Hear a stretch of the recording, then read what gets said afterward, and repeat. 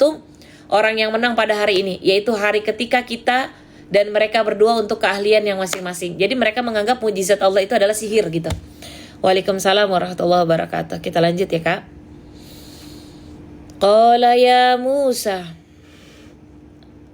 Para penyihir itu bilang, wahai Nabi Musa, wahai Musa, imma an tulqiya wa imma an nakuna awwala man alqa. Apakah engkau yang melemparkan dulu atau kami yang dulu melemparkan? Jadi begitu para penyihir berhadapan dengan Nabi Musa, penyihir yang lain bilang begini, wahai Musa, engkau dulu aja deh, lemparin dulu untuk menunjukkan kemampuanmu, atau kami yang duluan melemparkannya gitu ya. Kita melemparkan tongkat maksudnya Kak. Kan dianggap tongkat itu kalau dalam Al-Quran disebutnya mujizat, tapi kaum-kaumnya Mesir itu, kaum-kaumnya Firaun menganggap itu adalah sihir gitu. Qala, Nabi Musa jawab, bal alqu fa idza hibaluhum wa isyuhum yukhayyalu ilaihi min sihrim annahum tas'a. Silakan kamu lemparkan aja.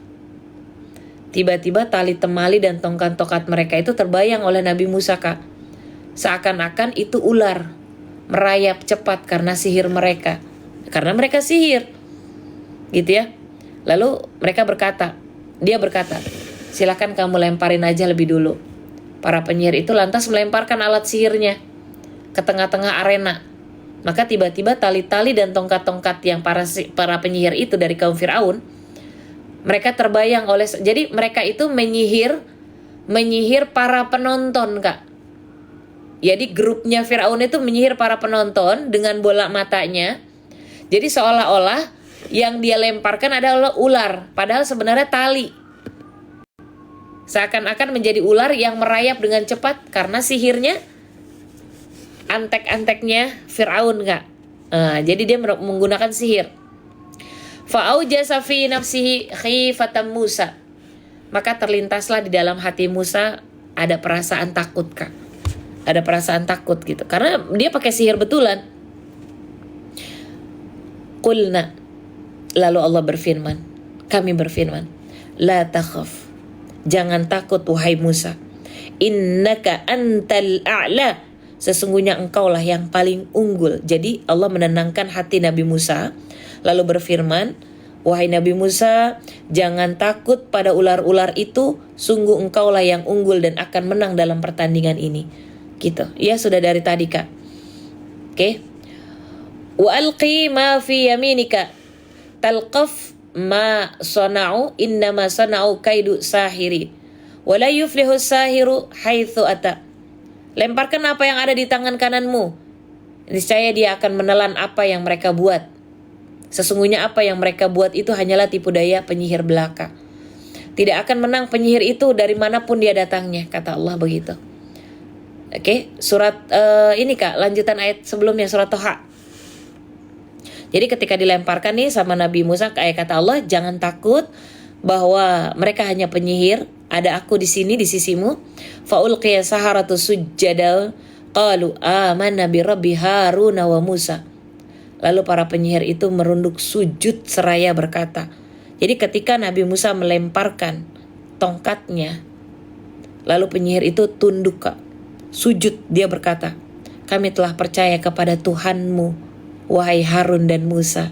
Jadi setelah melihat ular-ular asli, ya Kak, hasil sihir mereka ditelan Kak sama ular yang berasal dari tongkatnya Nabi Musa.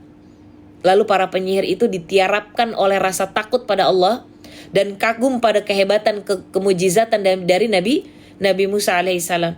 Lalu mereka segera menunduk sujud kepada Tuhan yang Maha Esa seraya dia berkata, kami telah percaya dan beriman kepada Tuhan Harun dan Tuhan yang Musa, yaitu Allah Subhanahu wa taala. Terima kasih dikasih gift ya Kak. Qala amantum lahu qabla an adhana lakum innahu lakabirukum alladhi 'allamakumus sihra fala uqti'anna aydiyakum wa arjulakum min khilafin wa la usallibannakum fi judu'in nakhli wa la ta'lamunna ayyuna ashaddu 'adzaban wa abqa. Jadi gini, Firaun itu bilang, apakah kamu beriman kepada Musa sebelum aku memberi izin kepadamu? Dia ngomong tuh sama kaumnya dengan nada sombong. Ngapain kamu ikut beriman kepada Nabi Musa? Terus kamu belum izin sama saya. Sesungguhnya dia itu pemimpinmu yang mengajarkan sihir kepadamu. Sungguh akan kupotong tangan-tangan dan kaki-kakimu secara bersilang. Dan sungguh akan aku salib kamu pada pangkal pohon kurma. Sungguh kamu pasti akan mengetahui siapa di antara kita yang lebih keras dan lebih kekal siksanya. Masya Allah, jahat sekali nih Harun ini, Fir'aun. Fir'aun murka, Kak. Fir'aun marah melihat kekalahan dan keimanan para penyihirnya, berkata, wahai para penyihir, apakah kamu telah beriman kepada Musa dan Harun sebelum aku memberi izin kepadamu? Sesungguhnya dia itu pemimpinmu. Dia tidak lebih dari sekedar penyihir pandai yang mengajarkan sihir kepadamu. Dengan beriman kamu telah melakukan makar dan melanggar janji setiamu kepadaku, kata Fir'aun. Maka sungguh aku akan memotong tangan kananmu dan kaki kirimu secara bersilang. Dan sungguh aku akan salib kamu pada pangkal pohon kurma. Nah, jadi orang yang meninggal itu, ya Kak, yang dibunuh sama Firaun itu, yang dijadikan Tuhan sekarang disalib, ini, ya. Aku akan gantung tubuhmu dan aku akan ikat kaki dan tanganmu di sana agar orang-orang tahu hukuman bagi orang-orang yang melanggar perintahku, kata Firaun. Dan sungguh kamu pasti akan mengetahui siapa di antara kita, di antara aku dan Tuhan Nabi Musa yang lebih pedih dan lebih kekal siksaannya. Jadi Firaun itu cuma menyiksa waktu di dunia. Karena dia karena dia murka, Kak. Kan dia mau jadi Tuhan, dia mau dianggap Tuhan. Gitu ya. Lalu para penyihirnya jawab, Kak. Qalu lan nu'thiraka ala ma ja'ana minal bayyinati walladhi fatarana faqdi ma anta qadin innama taqdi hadzal hayatud dunya hadza hayatad dunya. Ini jadi para penyihir yang sudah beriman jawab nih pertanyaan Firaun. Para penyihirnya ya, Kak. Kami tidak akan mengutamakan daripada bukti-buktinya mukjizat yang telah datang kepada kami melalui Nabi Musa. Dan daripada Allah yang telah menciptakan kami. Putuskanlah apa yang hendak engkau putuskan. Kalau kamu mau potong saya, potong aja, kata penyihir itu. Sesungguhnya engkau hanya dapat memutuskan perkara dalam kehidupan dunia ini. Masya Allah, Kak. Jadi intinya Nabi Musa punya mukjizat berupa tongkat yang biasa dia bawa bergembala. Tapi ketika Allah panggil ada api unggun, ya kan, ketika ayat sebelumnya dipanggil dengan api unggun, ya Musa kemari, akhirnya Nabi Musa datang. Jadi Nabi Musa punya mukjizat bisa berbicara kepada Allah langsung. Nabi Musa punya mukjizat tongkat itu bisa berubah menjadi ular. Tapi ketika tongkat itu diambil lagi lalu ditaruh di ketiak, dia akan berubah menjadi wujudnya lagi. Dan ketika tongkat itu diketok ke batu, dia akan mengeluarkan air. Itu Nabi Musa alaihissalam. Ya, kenapa ada Nabi Harun? Karena penunjang dakwahnya Nabi Musa alaihissalam itu Nabi Harun yang selalu berdampingan dengan Nabi Musa dalam Al-Quran. Seperti itu. Jadi ketika Fir'aun Allah memerintahkan mukjizat itu untuk mengajak Fir'aun memeluk agama Islam, artinya beriman kepada Allah dan menyembah Allah Subhanahu wa taala, tapi Firaun yang sombong itu tetap tidak mau. Dia tetap menyangkal, siapa Tuhanmu berani-berani ngajak saya untuk beriman kepada Allah Subhanahu wa taala, begitu kata Firaun dengan kesombongannya. Jadi ketika Firaun diajak itu, dia malah justru menantang para penyihir itu untuk mengadakan pertemuan di tempat yang adu sihir gitu. Ketika para penyihir itu melemparkan talinya, tapi mata-mata orang-orang yang sedang menontonnya itu dibuat sihir bahwa seolah-olah yang dilemparkan bukan tali, akan tetapi adalah ular. Begitu. Tapi ketika Nabi Musa Allah perintahkan untuk lemparkan itu kayumu, maka berubah menjadi ular, dan ular para penyihir itu dimakan sama tongkatnya Nabi Musa tadi. Begitu. Itulah kebesaran Allah, menunjukkan bahwa orang-orang yang tidak percaya atas kebesaran Allah Subhanahu wa taala ditunjukkan dengan caranya seperti itu. Begitu ya, Kak? Oke, jadi Firaun tetap tidak percaya, dia tetap memutuskan untuk menghukum para kaumnya yang tidak mau menyembah sama dia. gitu. Oke, sadaqallahul azim. Nanti kita lanjutin lagi. Kalau mau dilanjutin lagi, insya Allah ada di akun saya yang satunya lagi ya Kak, karena saya live-nya satu persatu. Sekarang saya buka sesi pertanyaan. Teman-teman mau bertanya apa boleh silahkan. Salam kenal buat semuanya. Saya Fauzia sebagai self reminder ya Kak, ngebahas Al-Quran 5 ayat demi 5 ayat, supaya orang-orang yang galau tenang, orang yang punya kesibukan tapi nggak punya teman, bisa nongkrong dengan ayat Al-Quran. Insya Allah seperti itu saya temaninya. Teman-teman mau bertanya apa boleh silahkan.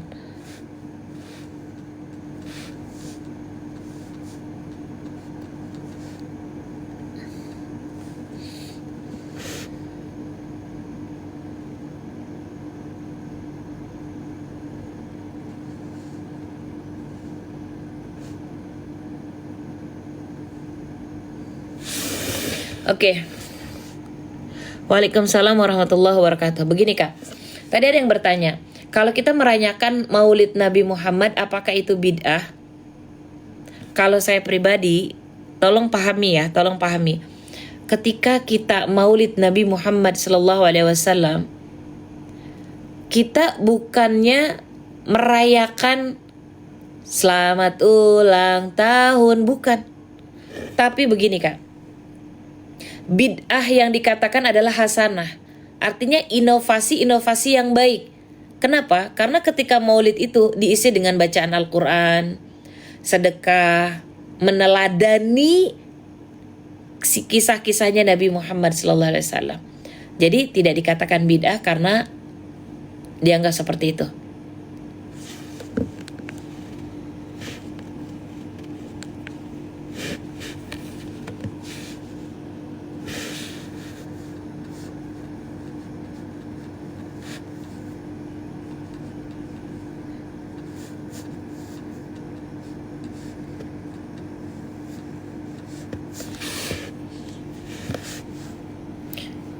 Berapa rakaat sholat tasbih dikerjakan?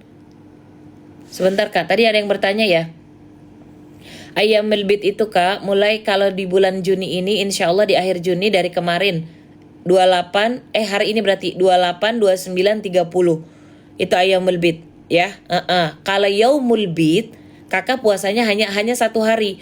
Yaumun itu mufrad, kata kerja tunggal, artinya cuma 1 hari puasanya. Tapi kalau ayyamul bid itu 3 hari ya Kak. Jadi 28, 29, 30 besok sampai tanggal 30 itu adalah jadwal puasa yaumul bid ya. Bagaimana tata cara sholat tasbih kalau di waktu siang dan di waktu malam? Gitu ya Kak. Yang Kakak tanya, mana tadi? Sholat tasbih habis maghrib, makan dulu buka puasa. Oke, ini ya. Umi udah terlanjur gibah. Bunda saya mau masukin keranjang kuning atau mau Bunda masuk keranjang kuning sendiri? Udah ditahu gibah dosa, nanti Bunda disuruh makan daging bangkai saudaranya sendiri ketika rajin gibah. Segera sekarang banyakin istighfar, minta ampun sama Allah, sebenar-benarnya taubat, jangan diulangi lagi. Jadi sholat tasbih itu kan dikerjakan sebanyak 4 rakaat. Dengan total dalam 4 rakaat itu 300 bacaan tasbih. Bacaan tasbihnya subhanallah walhamdulillah wala ilaha illallah Allahu akbar. Perbedaan waktu yang terletak pada jumlah salamnya. Kalau siang hari dikerjakan 4 rakaat sekaligus 1 salam tanpa tasyahud awal. Oke. Kalau dikerjakannya siang hari dikerjakan 4 rakaat, oke Kak? 1 salam tanpa tasyahud awal, hanya tasyahud akhir. Sedangkan di malam hari itu dikerjakan 2 rakaat dengan 2 kali salam. Itu sholat tasbih. Ya, 2 rakaat dengan 2 kali salam itu adalah sholat tasbih. Sholat taubat habis maghrib makan dulu atau buka puasa? Oke. Ketika kakak sholat taubat habis sholat maghrib, kakak pengen buka puasa. Kalau udah azan, kakak berdoa Allahumma laka sumtu wa bika amantu wa ala rizkika aftartu birahmatika ya arhamar rahimin. Lalu baca bismillah, batalin sedikit, angkat tangan lalu berdoa.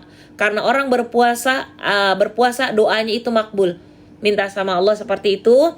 Lalu kalau selesai makan, kakak boleh langsung ambil air wudhu, sholat maghrib, ba'diyah maghrib, lalu sholat taubat. Begitu ya. Berapa rakaat sholat tasbih itu tadi ya bundaku, udah dijawab ya. Bolehkah kita sholat walaupun azan belum habis? Sebaiknya dengarkan azan karena mendapatkan pahala sunnah. Oke kak, selesai azan baru kakak wudhu. Kalau memang kakak pengen punya wudhu pas azan langsung sholat, kakak wudhunya sebelum masuk waktu azan. Oke kak, selesai adzan langsung sholat. Misalnya ada qobliyah, lakukan qobliyah. Kalau ada kodok misalnya di zuhur, bisa kodoknya di awal. Seperti itu ya. Kalau sholat itu sebaiknya di waktunya, ya kak. Jangan nunggu antar aja lah kalau sholat mah gitu. Ajannya belum habis langsung sholat aja, nah itu juga nggak boleh. Hari ini puasa Yaumul Bid, betul, 28, 29, 30 ya kak. Sholat duha jam 6 2 rakaat ya Mi. Jabodetabek syaratnya sholat subuhnya berjamaah, lalu sholat syuruknya 2 rakaat tidak berjamaah baik di rumah ataupun di masjid, boleh silakan. Oke, yang pahalanya senilai dengan haji dan umrah. Gitu ya. Beda dulu apa batalin puasa dulu? Batalin, jadi berdoa buka puasa, batalin puasa, oke, batalin puasa lalu angkat tangan untuk berdoa.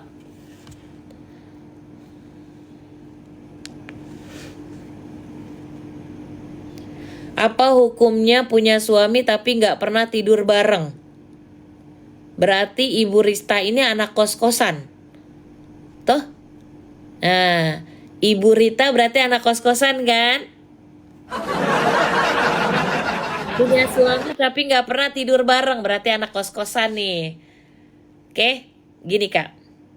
Tidak ada aturan yang mewajibkan pasangan suami istri itu harus tidur seranjang.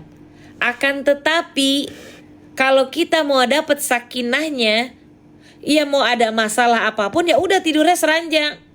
Kenapa mau beda-beda tempat, gitu ya? Oke, kita hukumnya itu boleh seperti itu. Bisa jadi yang satu pengennya panas, nggak mau AC, kedinginan, yang satu maunya pakai kipas angin.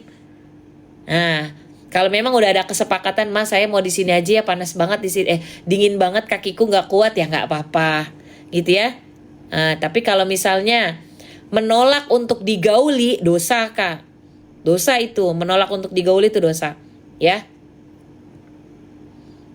Jangan sampai saya masukin keranjang kuning nih dua-duanya. Gimana mau dapat sakinah? Katanya mau bahagia. Mau bahagia tidurnya pisah-pisah. Ya. Puasa Yaumul Bid apa? Yaum adalah hari, Bid adalah putih. Baydun pakai do. Itu bid, ya bukan beat. Kalau beat mah itu kayak musik. Beat. Nah, Yaumul Bid adalah hari putih. Apa maksudnya? Cahaya kak. Jadi kalau ketika kita berpuasa di Yaumul Bid itu, kita akan mendapatkan cahaya kebaikan, gitu ya. Baydun itu putih itu cahaya. Cahaya itu kan putih, gitu ya. Umi mau sepil madu. Baik, kakak sambil sesi pertanyaan atau masih mau sepil madu? Coba, ini saya buka sesi pertanyaan nih. Saya cuma satu akun ya live-nya ya. Kakak mau akun mau madu apa? Mi jamaah di musola sebelum sholat fardu, sholat apa? Oke, gini. Misalnya kakak ada orang sholat datang nih ke masjid. Pertama biasanya sholat tahiyatul masjid, penghargaan terhadap masjid. Sholat sunnah 2 rakaat. Atau dia sudah wudhu, dia pengen sholat sunnah wudhu, itu diperbolehkan, gitu ya. Misalnya lagi wudhu tapi tinggal kakinya, terus kentut, ulang lagi apa udahan? Kak, masa udahan? Ya diulang lagi. Khawatirnya kentutnya pakai kuah, kakak cebok dulu. Kakak cebok dulu, bersihkan dulu, lalu wudhu lagi. Kenapa sih kita kok sekarang sering kentut-kentut? Bukan cuma karena masuk angin aja kak. Karena bisa jadi ketika kakak dibatalin wudhunya dengan cara kakak ngeluarin angin, kan yang maha tahu Allah. Ya kak, kita wudhu itu melakukan amalan kebaikan. Benar? Ketika kita disuruh wudhu ulang lagi, bisa jadi Allah sedang ingin menggugurkan dosamu dengan memperbanyak amalan kebaikan lagi. Jadi apa salahnya kita cebok dulu lalu kita wudhu ulang. Mi punya suami tapi udah gak selera. Masya Allah. Kacamata Saya pertanyaannya nggak salah, yang salah kacamata saya ini Kak nih. Bunda Dewi, Umi punya suami tapi udah nggak selera ditidurin, dosa apa enggak? Buat apa ada pernikahan? Kak, dengerin ya. Ketika kakak punya pasangan, terus kakak udah nggak selera, suaminya mau saya masukin keranjang kuning apa enggak? Kalau saya masukin keranjang kuning, ntar saya obral nih. Dengerin saya ya Kak. Rumput tetangga lebih indah. Waduh. Kalau kakak hanya melihat orang lain itu bahagia, yuk kita perbaiki. Kakak mau ganti gantungan kunci berkali-kali. Kalau kakak nggak bersyukur, kakak nggak akan pernah bahagia. Capek Mi, tapi masih sayang. Nah ini. Capek tapi masih sayang. Kak, setan itu pengen kakak terjerumus dalam lembah api neraka. Udahlah, berantem aja sama suamimu. Gak usah kamu bareng-bareng. Pokoknya di matanya kakak, suami kakak itu udah paling jelek. Tapi nanti kalau suami kakak diambil sama pelakor, dia yang paling ganteng di mata kakak. Itu setan Kak. Supaya hancur rumah tangga kakak. Supaya kakak kesel terus bawaannya. Supaya kakak emosi. Karena setan memang mengganggu anak cucu Adam sampai hari kiamat. Dia gak peduli kamu siapa. Makanya sebelum diambil sama pelakor, perbaiki. Gimana caranya? Yuk sholat taubat. Allah titipkan suami kakak yang modelannya begitu. Allah pengen gugurin dosa-dosa kakak. Jangan lantas kakak bilang, gak mau saya capek udah malas banget tidur sama dia. Lah terus kakak mau tidur sama siapa? Sama hantu? Ayo. Jadi saran saya, tolong sholat taubat dulu. Minta ampun sama Allah. Tolong diingat yang baik-baik. Tulis yang banyak-banyak. Setiap bulan ngasih duit 5 juta. Kalau ada selipan dikasih 1 miliar. Kalau lagi tulis yang baiknya sama yang buruknya lebih banyak yang mana? Tulis di situ. Oh, dia cuma kalau tidur ngiler doang misalnya. Ya udah, cari mana yang baik, mana yang buruk. Abis itu kakak sholat tahajud. Ya, sholat tahajud, minta sama Allah yang baik seperti apa rumah tangga saya. Lalu kakak jangan lupa sholat istikharah. Ya. Tapi gak selera Mi, gak pernah mandi. Aisyah, Kak, mentang-mentang suami gak pernah mandi. Kak, dengerin saya, suami gak pernah mandi. Suami gak pernah mandi. Allahu Akbar. Kenapa dia alasannya gak pernah mandi?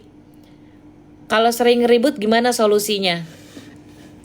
Kalau rumah tangga sering ribut Kak, itu cuma perselisihan di antara kedua belah pihak. Kalau yang satunya mengalah, insya Allah adem. Kalau api, itu perbuatannya setan. Padamkan api itu dengan air wudhu. Kakak rajin wudhu aja, ntar dijaga sama Allah. Ya Kak, rajin wudhu, ambil mushaf Al-Quran. Kak, tolong sering-sering setelin murotal Al-Baqarah di rumah tuh. Al-Imran, sering setelin itu. Ya Kak? Oke, gitu ya. Jadi jangan membiasakan untuk ribut-ribut. Atau wallahu alam, saya nggak tahu rezeki kakak dari yang panas, dari yang haram, atau dari yang halal. Wallahu alam. Apa maksudnya kalau kita sholat itu kita sedang dialog kepada Allah Subhanahu Wa Taala? Begini Kak, Allah Subhanahu Wa Taala memerintahkan kita untuk sholat.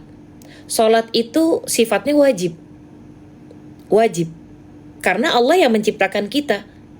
Cara rasa syukur hambanya kepada Allah yaitu dengan sholat.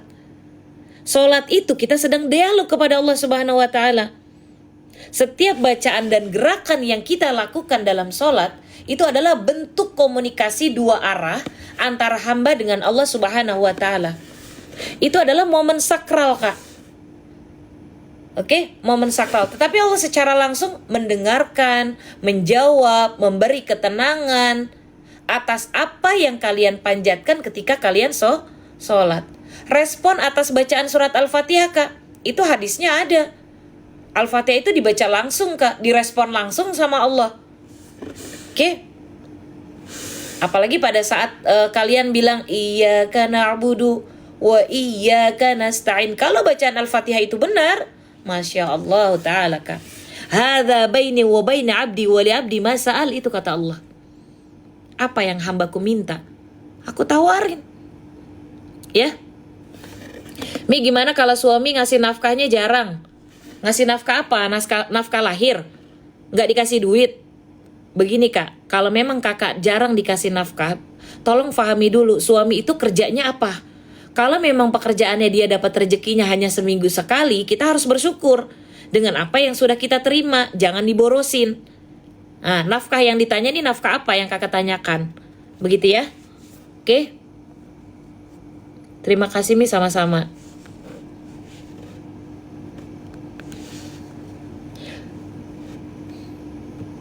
Bagaimana cara menghadapi ibu yang kalau nggak benar ditegur malah marah-marah gitu ya, Kak? Kita kan gini, sama seorang ibu, salah apapun seorang ibu itu kita nggak boleh membentaknya atau berkata kasar terhadap ibu. Begitu ya, Kak? Kalau ibunya rajin marah-marah, kita boleh kesel, manusiawi kita kesel, Kak. Jadi saya berharap ketika kalian ingin tenang, kakak boleh baca untuk menyampaikan sesuatu itu kepada orang-orang yang kalau dikasih taunya suka marah-marah. Itu ada di surah Toha di ayat ke-25 sampai di ayat ke-35. Kakak boleh baca itu. Rabbi syrah li sadri wa yassir li amri wahlul 'uqdatam min lisani yafqahul qawli, dan lain sebagainya sampai di ayat ke-33. Nanti ketika kakak baca doa itu baru kakak berbicara sama ibunya kakak. Nanti Allah atur lidah kakak, tatapan mata kakak kepada ibu, gestur tubuh kakak untuk berbicara kepada ibu, begitu. Oke. Assalamualaikum, Mi. Sholat qobliyah subuh apa wiridnya? Qobliyah subuh. Qobliyah subuh itu dilakukan setelah adzan. Dia 2 rakaat. Kakak boleh baca istighfar setiap habis sholat. Adab berdoa itu adalah istighfar. Baca subhanallah walhamdulillah wala ilaha illallah Allahu akbar. Lalu baca sholawat Allahumma sholli ala Sayyidina Muhammad wa ala ali Sayyidina Muhammad. Lalu berdoa setelah sholat, silahkan. Lalu kakak tutup dengan istighfar. Begitu. Ya. Qobliyah dan ba'diyah itu apa aja? Oke, dalilnya begini. Man sholla, siapa yang sholat ithnata asyrata, 12 rakaat fi yaumin wa lailatin, yang mengiringi sholat fardu, bunyanahu baitan fil jannah, Allah bangunkan istana di surga. Ada qobliyah subuh dilakukan setelah adzan, 2 rakaat. Khairum minad dunya wa ma fiha. Orang yang melaksanakannya qobliyah subuh, dunia sama isinya dalam genggamannya. Artinya karirnya Allah cukupi, kesehatannya Allah perbaiki, kekurangannya Allah cukupi, rizkinya Allah cukupi. Oke? Qobliyah zuhur 4 rakaat 2 kali salam setelah adzan. Ba'diyah zuhur 2 rakaat, silahkan. Kalau mau di-share silahkan, tapi kalau untuk rekam, ambil video TikToknya aja, ya Kak, jangan dengan wajahnya saya. Tapi saya berharap teman-teman kalau mau rekam, bikin video teman-teman misalnya langit, tapi suara saya boleh seperti itu, ya. Oke, kalau wajah saya jangan di-share kemana-mana. Kalau misalnya share misalnya untuk mengundang orang, boleh silahkan. Untuk masuk ke room ini boleh silahkan. Ba'diyah zuhur itu 2 rakaat. Lalu ba'diyah maghrib sama ba'diyah isya masing-masing 2 rakaat. Ba'diyah subuh itu setelah adzan subuh. Mi, kalau suami nikah lagi, saya minta cerai tapi gak mau cerai. Waduh, ini laki-laki yang gini-gini. Tolong panggil 6 wali dari pihak kakak, ayah, abang, kakek, om. Katakan yang sebenarnya. Saya tidak siap dimadu karena saya bukan manusia yang sempurna. Saya meminta cerai karena suami saya tidak mau menceraikan saya lagi karena dia sudah punya yang lain. Saya tidak siap dan saya tidak bisa berlaku adil. Seperti itu, bilang aja, bicara baik-baik.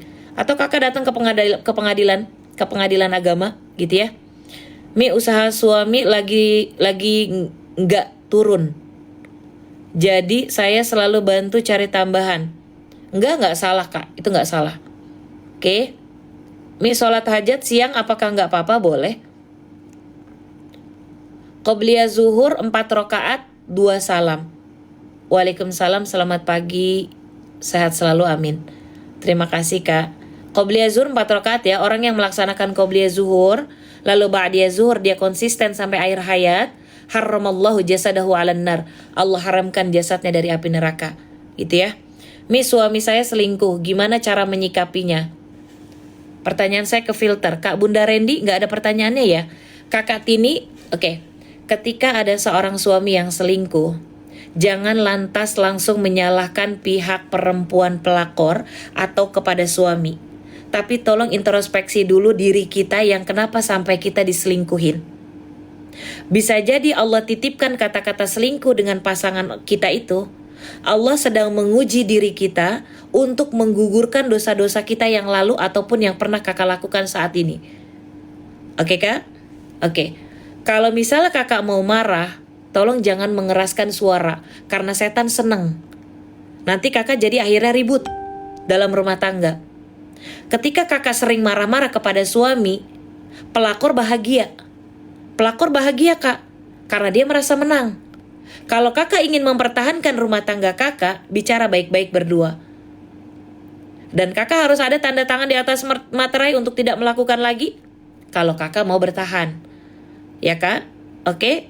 Kalau kakak tidak mau bertahan, karena kakak udah muak banget rasanya, silakan sholat tahajud taubat dulu, tahajud, lalu kakak istikharah. Habis itu kakak sholat witir, minta sama Allah di penghujung waktu sebelum adzan subuh, minta sebaik-baiknya permintaan. Oke? Allah titipkan kata-kata selingkuh dalam pasangan kita. Allah ingin uji kita dengan menggugurkan dosa kita. Kalau Allah gugurkan dosa-dosa orang tersebut dengan buah kesabarannya, mudah bagi Allah untuk menjawab doa-doa yang kita panjatkan. Ya. Kalau anak pengen lembut, doanya apa? Dalam surat Asy-Syu'ara di ayat ke-19, Allahu latifun. Kakak coba masuk ke video TikTok saya, itu banyak banget video-video TikTok tentang doa ini, doa itu, begitu ya. Oke? Jadi setiap minta sama Allah, Allahu latif, Allahu latif, Allahu latif. Karena Allah yang punya sifat lembut. Dalam Al-Quran diperintahkan ketika kita meminta sesuatu, ingat Allah dulu dengan cara sebutkan Asma'ul Husna sesuai dengan kebutuhan kita. Allahu latif, Allahu latif, Allahu latif. Allah maha lembut. Lembutkan hati anakku ya Allah. Tutur katanya, sifatnya, sikapnya, akhlaknya. Begitu. Ya. Oke. Azan subuh dalam perjalanan, apakah bisa qobliyah subuh dikerjakan? Setelah azan baru qobliyah subuh, boleh. Qobliyah zuhur langsung 4 rakaat, boleh nggak, Mi? Saya menyarankan 2 salam. Ya, Kak? Mi, anakku umur 6 tahun ngaji di TPQ sudah sampai Al-Quran. Tapi kurang teliti baca doanya, apa Mi biar lancar? Oke, begini ya, Kak. Tidak bisa memaksakan anak itu langsung pinter. Kita aja baru lahir nggak bisa bilang mami, nggak bisa bilang papi, nggak bisa bilang minta sayur asem dong, enggak. Ya, oke. Kalau dia sudah ada belajar di TPQ, terus dia sudah bisa baca Al-Quran step by step. Oke, pelan-pelan ajarin. Kalau dia rutin membaca itu Al-Quran, dia pasti akan paham dan hafal dengan sendirinya nanti. Kalau dia dibacanya cuma entar, besok enggak, ya udah, wassalam, begitu ya. Amalan zikiran apa agar hajat cita-cita tercapai atau terkabul? Kak, dalam Al-Quran ada 2 surah yang dikatakan untuk bisa menggugurkan dosa. Cara kita dijawab doanya sama Allah, gugurkan dulu dosa kita. Ketika kita selesai sholat taubat, ketika kita sholat fardu, sholat tahajud, bacalah suratul Fatihah dengan penuh keyakinan, kata surat Ar-Ra'd, ya, Kak? Kayak ala bidzikrillah, tolong ingat Allah itu dengan penuh keyakinan. Oke? Baca Al-Fatihah dan 2 ayat terakhir di surat Al-Baqarah. Untuk menggugurkan dosa dulu, lalu baca doa mustajab yang sudah saya buatkan video TikToknya. Allahumma inni as'aluka bi asma'ikal husna bi anni ushidu annaka antallah la ilaha illa anta al-ahadus samad lam yalid wa lam yulad wa lam yakul lahu kufuwan ahad. Lalu berdoa pakai bahasa sendiri. Jadi adab berdoa tadi udah saya sampaikan. Tolong setiap habis sholat apapun, kakak baca istighfar sebenar-benarnya istighfar. Sambil bilang di hati, astagfirullahalazim. Ya Allah, saya minta maaf kalau saya punya salah sama pasangan. Astagfirullahalazim, saya minta maaf kalau saya punya salah sama anak-anak saya. Astagfirullahalazim, ya Allah, saya minta maaf kalau saya punya salah sama diri saya. Lalu baca subhanallah sambil membayangkan Allah maha suci, sementara kita manusia ini hanya terlahir dari setetes nutfah atau mani. Oke, lalu baca subhanallah walhamdulillah wala ilaha illallah Allahu akbar. Ya, lalu kakak baca sholawat Allahumma sholli ala Sayyidina Muhammad wa ala ali Sayyidina Muhammad. Lalu kakak berdoa tadi Al-Fatihah, 2 ayat terakhir di surat Al-Baqarah. Lalu doa mustajab yang ada di video TikTok yang sudah saya buatkan. Lalu kakak tutup dengan istighfar. Boleh bahasa Indonesia sendiri bahasanya, ya. Waktu bila siaran ini baru mulai, saya sudah dari sekitar 1 jam lebih barangkali saya nongkrong di live. Urutan sholat malam, kalau ada pengen sholat sunnah wudhu silahkan. Kenapa saya anjurkan kakak sholat taubat? Karena sebelum kita tahajud meminta sesuatu, minta dulu ampunan sama Allah, gitu ya. Sholat sunnah wudhu silahkan, sholat taubat, sholat tahajud. Kalau ada hajat silahkan hajat. Kalau ada istikharah boleh silahkan istikharah. Kalau tidak ada di skip silahkan. Lalu sholat witir. Oke, setelah istighfar, setelah tahajud, setelah witir, dianjurkan dalam surat Al-Imran di ayat ke-17, perbanyak baca istighfar. Karena dengan istighfar itu kita punya masalah apapun, dalilnya langsung dari Al-Quran. Ya kak, di surat Al-Imran di ayat ke-17, kak izin follow silahkan.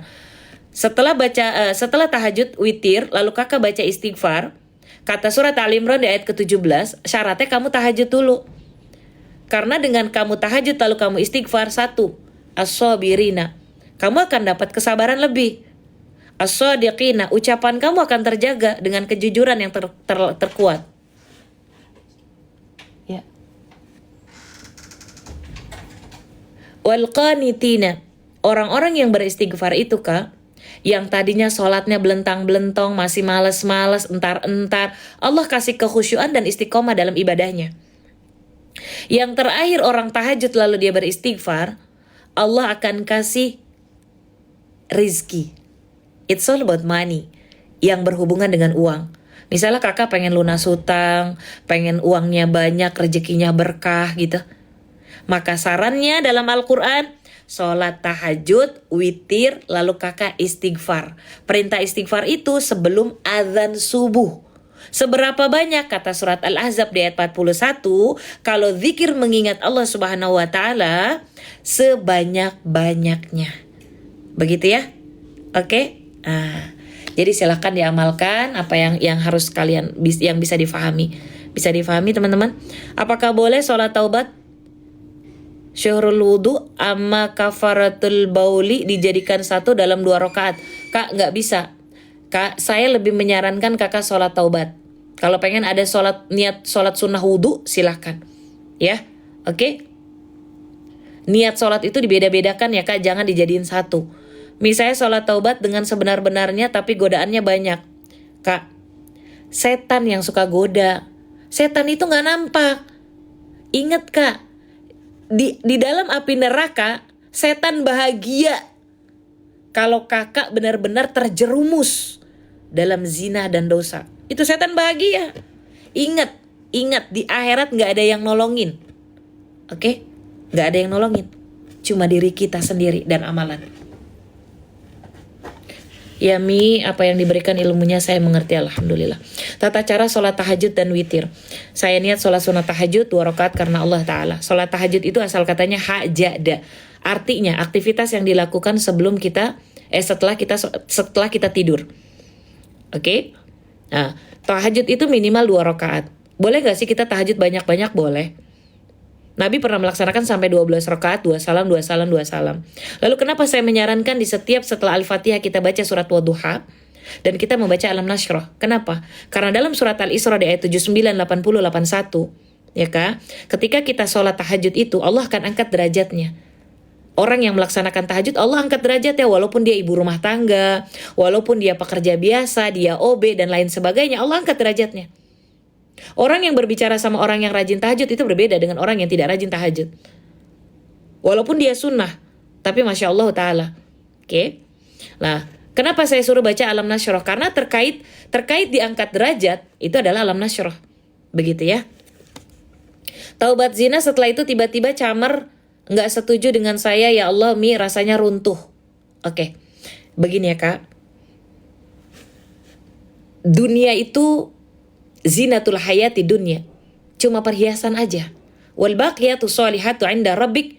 Ketika kamu ingin menjadi orang yang tawakal kepada Allah, ya Kak, godaannya, ujiannya adalah calon mertua. Kakak sudah taubat nih. Karena kata Allah udah ngasih tahu. Sholat taubat kamu itu menunjukkan bahwa calon mertua kamu yang belum sempat kamu nikahi adalah orang-orang yang bukan pilihan Allah. Bukan yang terbaik buat dirimu saat ini, bukan. Jadi Allah, kalau kamu sholat minta petunjuk sama Allah, tiba-tiba camar kamu gak setuju, itu caranya Allah untuk menggugurkan dosa besarmu itu. Dan Allah udah ngasih tunjuk nih sebelum pernikahan. Kalau camar tidak setuju, ada sesuatu yang akan terjadi nanti. Maka kata Allah, coba cari yang lain. Salat istikharah, ya. Oke, salat tahajud ayat Al-Kafirun boleh Mi. Kalau misalnya surat Wadduha sama Alam Nasyrah nggak hafal, pakai yang kalian hafal. Setelah salat taubat di jeda wirid boleh. Setiap hari Mi istiqomah baca Al-Quran tapi kurang teliti panjang pendeknya. Kita ada usaha untuk membaca Al-Quran Kak. Ya Kak, karena kita belum tahu, kita belum bisa. Dan gak ada guru ngaji yang ngajarin kita. Atau bahkan kakak gak punya duit buat bayar guru ngaji misalnya. Allah tahu kakak ada usaha untuk baca. Itu pahalanya 2 kali lipat Kak. Allah titipkan seperti itu. Jadi jangan putus asa. Terus baca Al-Quran. Di dalam sholat tahajud diniatkan keinginan, boleh gak Mi? Kakak, ketika kita sholat tahajud, boleh kakak misalnya pada saat ruku, kakak berdoa di dalam hati, silahkan. Kalau sholat taubat baca suratnya Az-Zumar ayat 53 sampai 54. Ya Mi, kalau sholat suka pakai yang saya hafal aja boleh, nggak apa-apa. Islam itu mudah Kak, jangan dipersulit. Oke? Meringankan bacaan itu dianjurkan dalam surat Az-Zumar Kak. Jadi boleh. Sholat taubat habis maghrib boleh nggak? Boleh Kak. Urutan sholat malam, kita kalau pengen ada sholat sunnah wudhu silakan, sholat taubat, sholat tahajud, kalau ada hajat silakan hajat, kalau ada istikharah silakan istikharah, lalu lakukan witir, sholat sunnah ganjil yang Allah cinta, lalu kakak habis sholat witir kakak berdoa, istighfar dulu. Mi baca Al-Quran pakai bahasa Latin karena nggak pandai bacaan Arabnya, nggak apa-apa Kak. Surat Az-Zumar ayat 53-54 untuk sholat taubat. Mi, saya udah gak mampu untuk menggerakkan hati anakku untuk sholat. Doakan. Doa seorang ibu bagaikan doa Nabi kepada umatnya. Tuh. Doa seorang ibu, doakan, jangan putus asa. Ya, Mi aku belum lancar bacanya. Enggak apa-apa. Usaha aja dulu baca. Rumahku sholat hajat surat apa? Maksudnya? Gimana cara istiqomah tahajud? Kenapa di room saya selalu ngebahas Al-Quran demi Al-Quran? Karena Al-Quran Kak, oke? Al-Quran yang kita baca itu bisa menjadi alarm otomatis menggerakkan seluruh tubuh kita untuk bisa bangun tahajud. Ya, oke? Surat Az-Zumar, apa yang ditanyain apa? Tentang sholat taubat. Sholat taubat minimal 2 rakaat. Surat Az-Zumar ayat 53 sampai 54. Begitu. Oke, surat Az-Zumar belum saya buatkan video TikToknya ya. Surat Az-Zumar di ayat 53 sampai ayat 54 ya Kak. Ya, betul? Yang kakak tanyain betul nggak? Benar nggak? Bismillahirrahmanirrahim. Qul ya ibadiyalladzina asraku ala anfusihim. Jadi kalau kakak misalnya ayat rakaat pertama ayat 53. Rakaat kedua kakak ayat 54, begitu cara bacanya. Itu yang terkait dengan taubat kita. Kenapa sih kita kalau sholat itu surat pendeknya yang sesuai dengan sholat yang kita butuhkan? Itu lebih keren Kak, lebih bagus. Yang artinya tuh begini, ayat ke-53. Wahai hambaku yang pernah melampaui batas atas dosa-dosa yang pernah kamu lakukan terhadap diri kamu sendiri, Janganlah kamu berputus asa dari rahmat Allah Subhanahu wa taala. Oke? Sesungguhnya Allah mengampuni dosa-dosa semuanya. Sungguh dialah yang Maha Pengampun lagi Maha Penyayang. Nah, jadi salat taubat baca surat Az-Zumar ayat 53 dan ayat 54 di rakaat keduanya. Kalau salat tahajud baca Wadduha sama Alam Nashrah. Salat taubat surat yang ditentukan Umi, kalau belum hafal pakai surat pendek yang lain. Kalau ada kemauan untuk menghafalnya, where is a will, that is a way. Kalau kalian punya kemauan, pasti Allah akan kasih jalan. Salat witir boleh 1 rakaat boleh. Waalaikumsalam. Mau tanya kalau salat qodho itu dilaksanakan sebelum fardu atau sesudah fardu?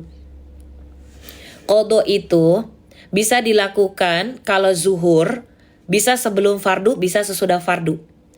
Karena ada qobliyah dan ba'diyah. Oke? Kalau subuh dengan asar tidak ada sholat ba'diyah, maka dilaksanakan sebelum sholat fardu setelah azan. Oke kak? Kalau untuk maghrib dan isya, dilaksanakan setelah sholat fardu isya. Kalau habis sholat duha, boleh gak sih sholat taubat? Sholat taubat itu bisa dilaksanakan kapanpun. Oke? Kalau qobliyah subuh pakai surat apa? Boleh baca Alam Nashrah, boleh. Boleh baca Alam Taro, boleh. Pakai yang kalian hafal juga boleh, karena kata Al-Quran boleh kita baca apapun, diringankan sama Allah kalau kita belum hafal. Tapi kalau kita ada kemauan, ya pasti Allah akan kasih jalan. Ini Lilis mau nanya, sholat taubat, tahajud, hajat, witir sekalian doa boleh gak sih? Boleh. Sholat sendiri baca ayatnya bersuara yang bisa didengar telinga kalian. Ya kak, kalau perempuan itu boleh telinga kalian yang dengar. Jangan terlalu mengkeraskan suara. Sholat hajat apa Mi? Pada dasarnya setiap sholat adalah hajat. Hajat itu keinginan. Keinginan kakak supaya tercapai. Lebih menguatkan lagi kita dengan sholat hajat. Kalau sehari lebih dari sekali sholat taubat boleh. Qodho apa yang harus di waktu sholat fardu? Sholat qodho itu adalah sholat yang pernah kalian tinggalkan karena dulu zaman remaja males. Bukan karena haid. Oke? Lalu kakak pengen ganti karena kakak pengen taubat nih. Karena pernah melakukan kesalahan. Pertama sholat taubat. Yang kedua lakukan qodhonya di setiap waktunya. Rakaatnya sama seperti sholat fardu. Ya? Oke? Waalaikumsalam warahmatullahi wabarakatuh. Pelaksanaan sholat qodho itu seperti di waktu sholat fardunya kak. Di waktu sholat fardunya. Untuk subuh dan asar setelah azan sebelum fardu. Ya. Oke. Untuk zuhur bisa sebelum fardu, bisa sesudah fardu. Untuk maghrib dan isya dilakukan setelah sholat fardu. Faham kak?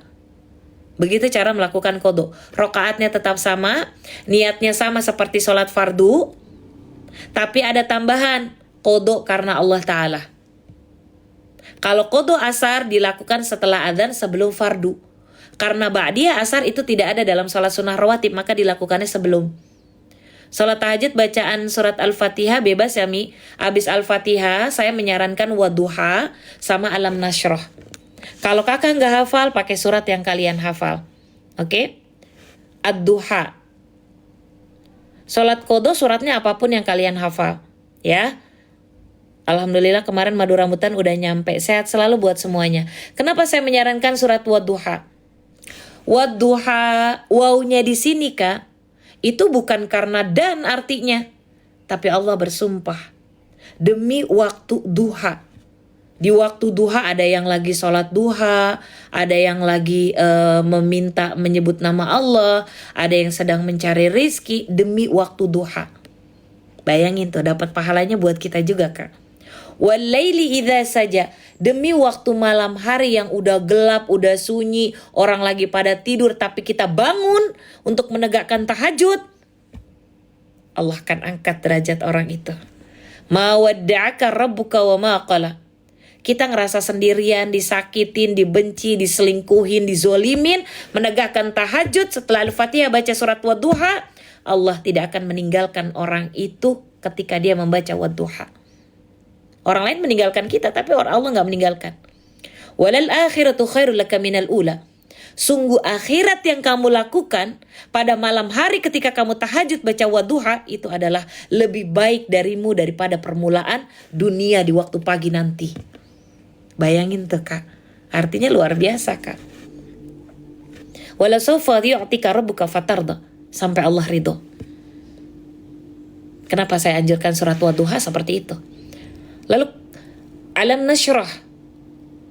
Kenapa ketika kita al-insyirah kita baca pada saat sholat tahajud? Sholat tahajud itu Kak, dalam surat Al-Isra, Allah akan angkat derajat orang yang melaksanakannya di surah Al-Isra ayat 79, 80, 81. Allah akan kasih solusi yang paling keren bagi orang-orang yang menegakkan tahajud. Alam nasyrah laka sadrak. Ketika kamu sakit banget rasa ini, dada ini kayak sesak banget. Utang gak bisa kebayar-bayar.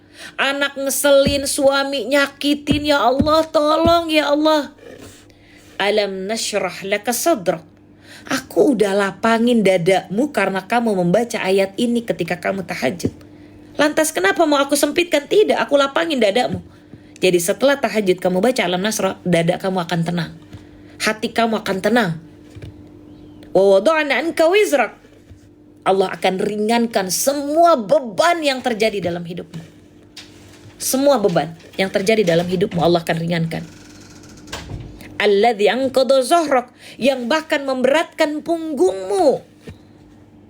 Aku angkat semua masalahmu. Wa rafa'na laka dzikrak. Aku akan angkat derajat kamu ketika kamu melakukan sholat tahajud dan membaca alam nasyrah. Karena kamu ingat kepada aku, kata Allah. Fa inna ma'al usri yusra. Ketika kamu sedang dalam keadaan sulit, lalu kamu menegakkan tahajud dan membaca ayat ini, semua kesulitanmu aku akan kasih kemudahan. Ditekankan di ayat ke-6-nya, inna ma'al usri yusra. Sesungguhnya beserta kesulitanmu yang menyesakkan dadamu, yang bikin kamu pusing, yang bikin kamu sakit hati, aku akan kasih kemudahan demi kemudahan. Jadi kalau kita sholat tahajud, baca wadduha sama alam nasyrah, Allah gak akan ninggalin orang yang melaksanakan tahajud. Allah angkat derajat orang tahajud. Tapi kalau gak hafal, where is a will, that is a way. Kalau kamu ada kemauan untuk menghafalnya, Allah akan lancarkan dan Allah kasih jalan. Misalnya qodho sholat subuh, sesudah adzan langsung qodho, lanjut qobliyah, lalu subuh, betul. Ya, gitu ya Kak. Oke, waalaikumsalam warahmatullahi wabarakatuh. Saya kalau tidur jam 1 malam, kalau misalkan saya sudah tidur sebentar, boleh nggak Mi langsung tahajud? Boleh Kak. Cara mendoakan istri yang baru meninggal. Kalau istri kakak sudah meninggal, ya Kak, doakan baca Al-Fatihah, sebut nama istrinya. Sebut nama istrinya, yakinkan bahwa sampai bacaan itu kepada istri, jangan lupa sedekahkan atas nama istri. Kalau 8 rakaat sama aja boleh. Boleh. Kakak misalnya mau baca rakaat pertamanya wadduha, rakaat keduanya alam nasrah selama 8 rakaat, 2 salam silahkan. Gitu ya.